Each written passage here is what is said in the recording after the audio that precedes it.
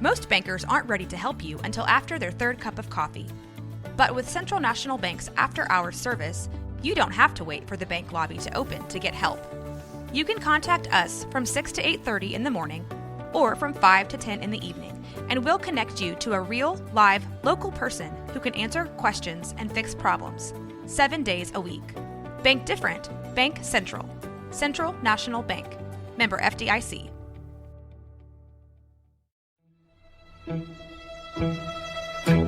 Bwaaa!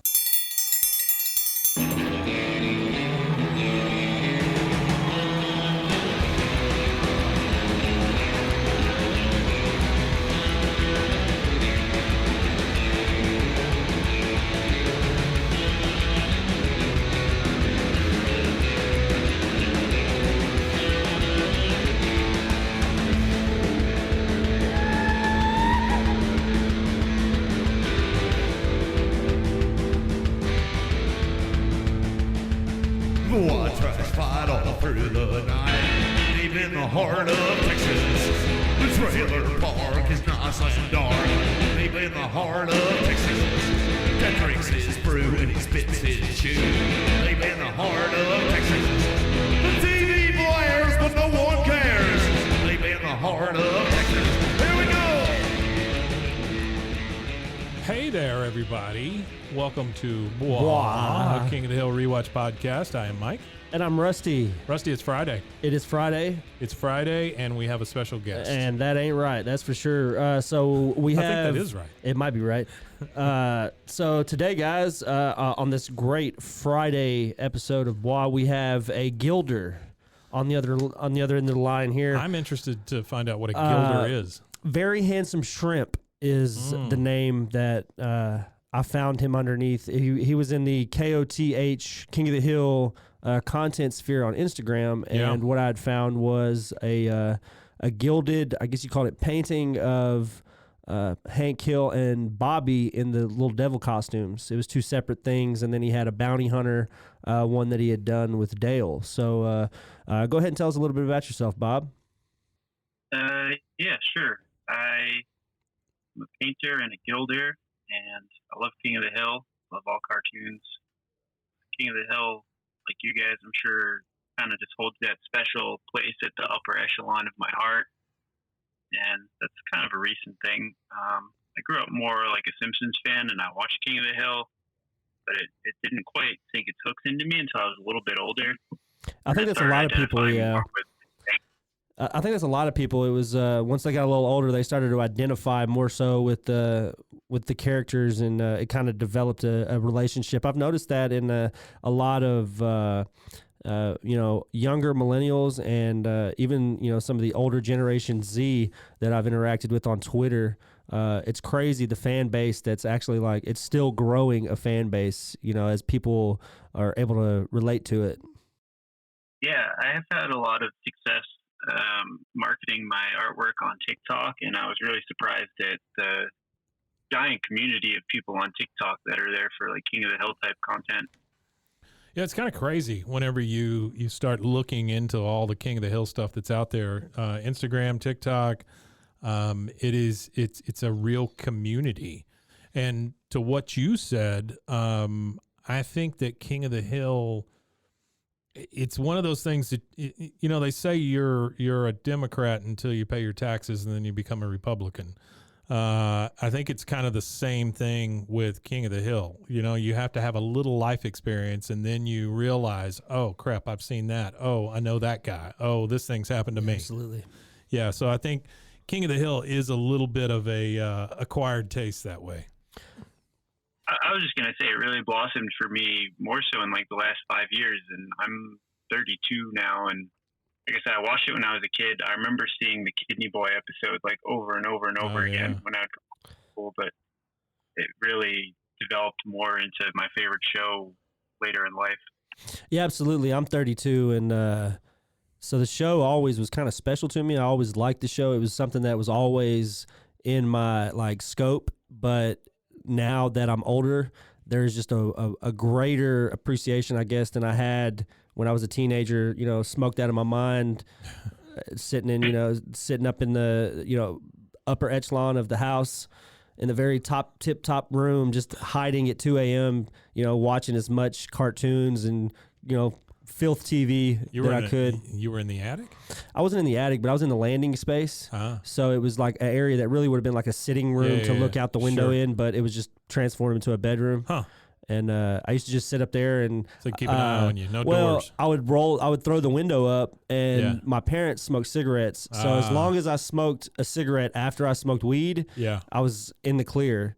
So I would like hang out the window with the TV going, and I would record a bunch of TV so I could have TV to watch. I would record all kinds of programs and stuff. So Bob, tell us what it is you do. Yeah, what is gilding? Tell us about gilding and how you came to this. Well, I wasn't really sure that it was ever going to turn out the way it did. It's kind of like one of those COVID hobbies that popped up. Like a lot of people got into tufting rugs and weird arts and crafts like that.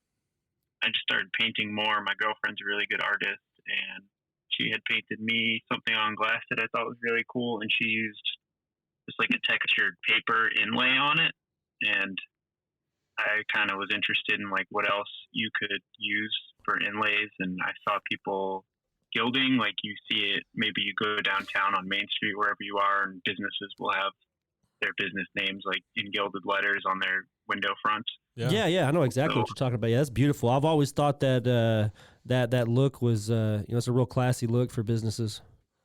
Yeah, and I mean, that's what I do. I do stuff like for businesses.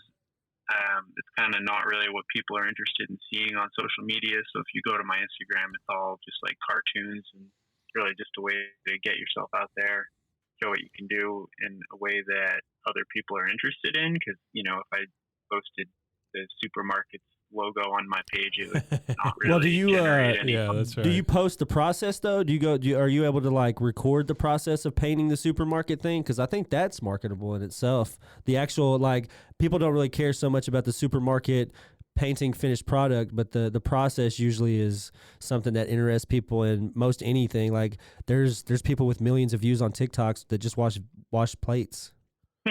Like literally, there's like a dishwashing TikTok where they just wash dishes, and I was like, okay, I mean, if that's your lane and that's where you're able to find your niche at, I mean, but that's niche as it gets, washing dishes. I do post some process videos here and there, and they do really well. The problem is it's just like a lot of coordinating for me, and I'm just stressed out all the time and very absolutely, underworked. So yeah. the last thing I'm thinking about is like, oh, I should set up the tripod this way, and like it's not like a one and done type of process. So I would have to set up the tripod in like the exact same spot every day and try to make it look like things weren't moved around when, it could take me 3 days, 5 days, 7 days to do something. Yeah, totally. Man, some of this stuff on your Instagram is beautiful. That's awesome. It's really, it's like extreme talent. Yeah, you've done a great job here. As somebody who used to teach art, I can tell you that I can see the time and the skill that goes into these things. This is not. It's easy. one of those lost talents, though. Like gilding. I looked it up before we talked. I looked up some other videos and like I looked up some of the older processes behind it and stuff. And it's like there's really no way to like reinvent the wheel on that one. Like you have to do it the way that it's been done for like ever. There are some modern techniques coming out and more modern tools that make it easier. I do it pretty traditional still, but I recently went to New York City and we went to the Metropolitan, and it was really interesting to see all of the gilded artwork from like the first century. And oh yeah, BC. I can imagine. Yeah, I can imagine. So I bet it's awesome stuff. That long. So most of this stuff, it looks like it, and forgive me if I say this the wrong way, but is a lot of this just backwards painting? I mean, you're having to paint the like a mirrored last paint layer first, basically, right? Yeah, it's all reverse painted. Yeah. That's a talent in itself. That's tough to do. Yeah, I used to do that on, and this tells you how old I am, but I used to do that on video store windows. And, there wasn't any gilding involved, but it was definitely backwards painting like that. And that's something that, that's tough. That's tough because it's a whole different kind of planning. Yeah, and just like even writing backwards is not very easy, especially with a paintbrush. Yeah. Still getting used to. Well, not only that, it like you produce something like you're doing it in reverse or backwards or however you want to call it, but you're creating like it's super quality. Like I really like everything that I've seen on your entire page is just like it blows my mind that it doesn't have 50,000 likes on it. Like it's just amazing artwork. And that's why I kind of wanted to bring you on to help showcase it. I mean, we're not the, number 5 podcast in the world or nothing, but we do have a small following, and I hope that that would, transfer to you a little bit, and some people would come and go check some of your stuff out. Tell me real quick about this 24 karat hot dog.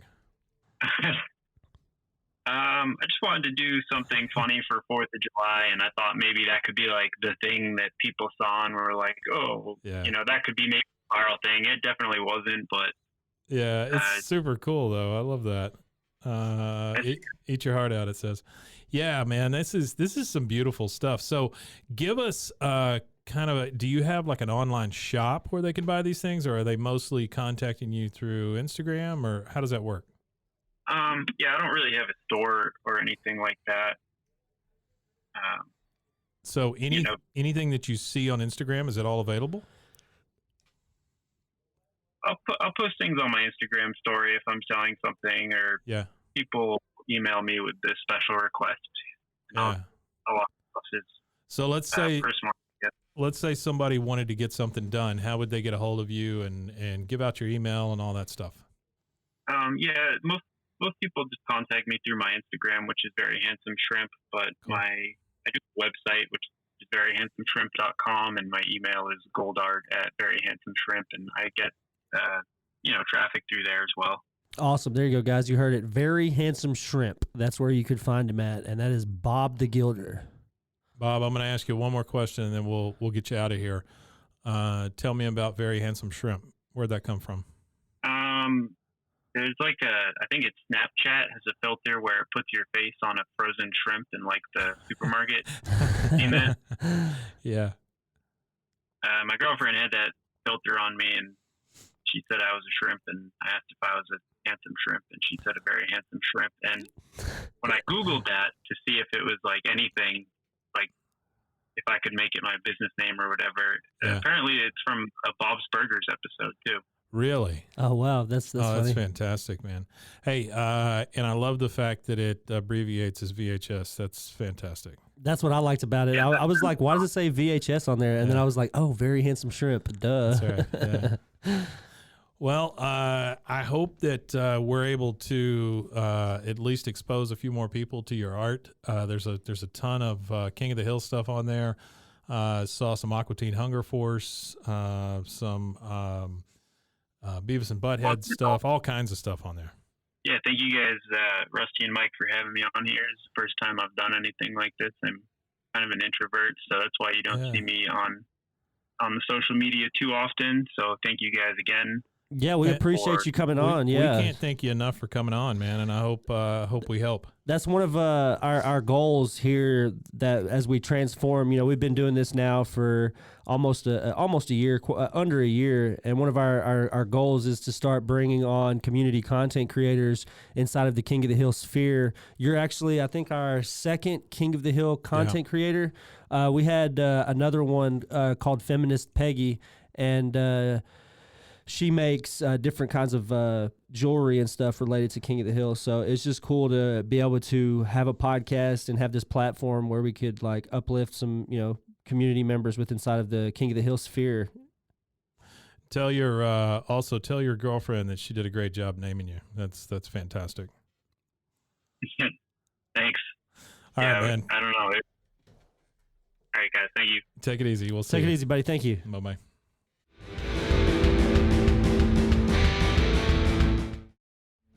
Bwaaa tries to fight all through the night, deep in the heart of Texas. So, Rusty, Very Handsome Shrimp. Very Handsome Shrimp. No, I appreciate him coming on. That was it's good stuff, man. Yeah, it's good stuff. It's like I said, it's just great. He has some beautiful work. No, he really is. He really is a phenomenal artist. And that's again, that's if there's any content creators that you guys know that are inside of the King of the Hill sphere, or if you are a content creator inside of the King of the Hill sphere, Or, it doesn't even have to be like King of the Hill. Like, I'll even take Beavis and Butthead because, it's Mike Judge related. It's in the judge's sphere.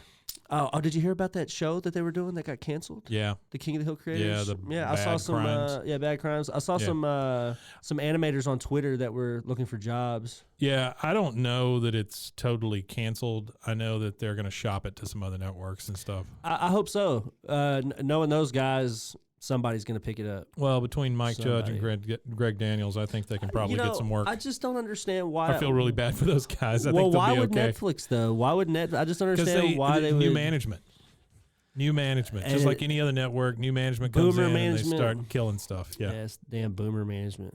That's what it is. Boomer management. Well, that's the thing that's happening with Twitch right now is that a lot of the higher ups are making terrible decisions. Yeah. And they're out of touch. That's why they're with the paying actual people streamer. like half what they used to. Yeah, they're taking like away that, half of what they used to. And not only that, they've got Yeah. other platforms they can go to that give them way higher percentages, if not all of their money. Like Facebook, I don't think takes anything from them. I do feel like, well, just their soul.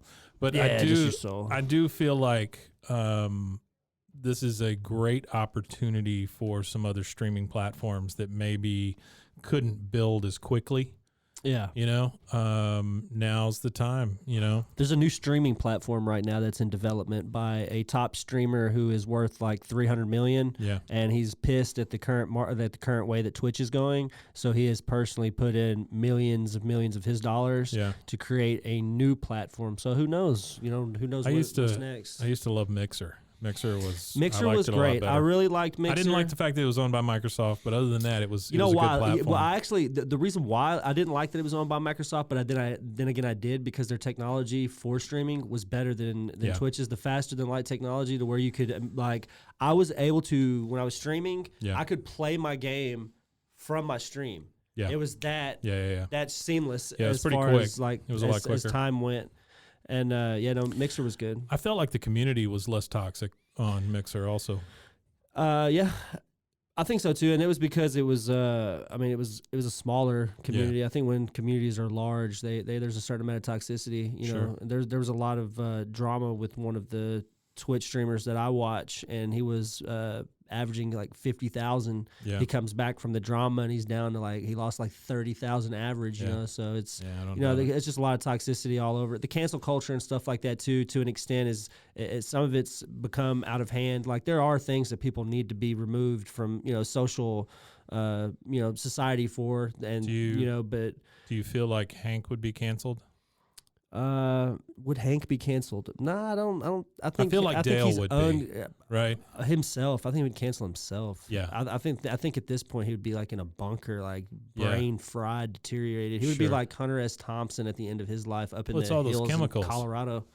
All the chemicals in the. It's all those chemicals he's been breathing. Yeah. Yeah, it is. But I don't think so with Hank. I don't think he'd be canceled.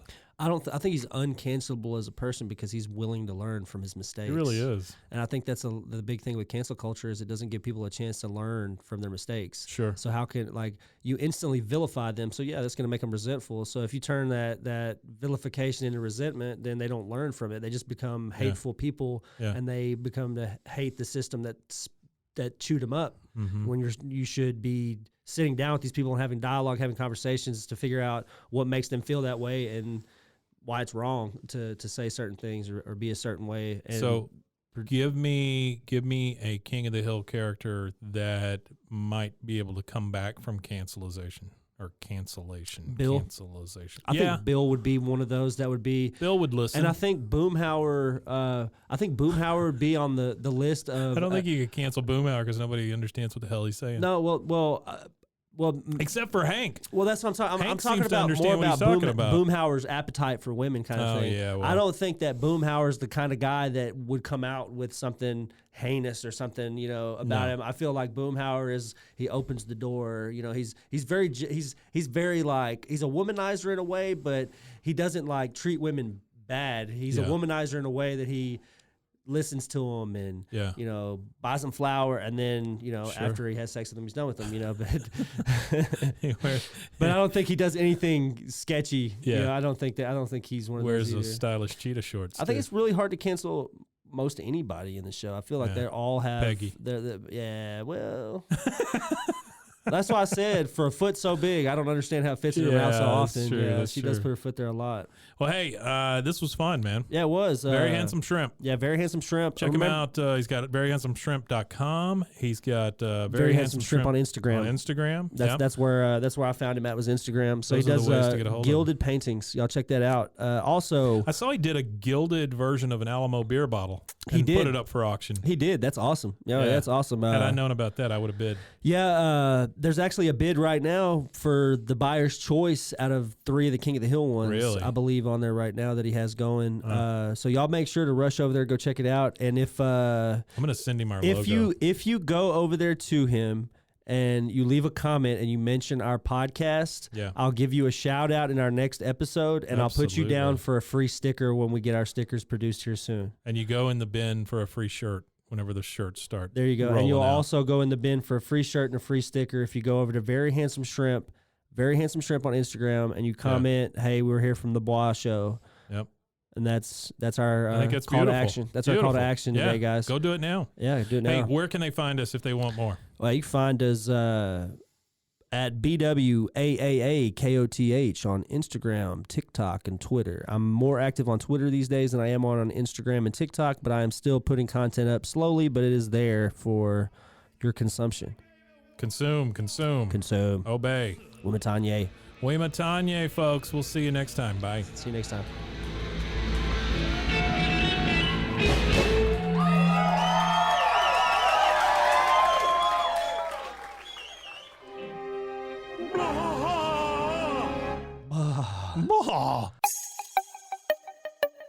This has been a Rogue Media podcast.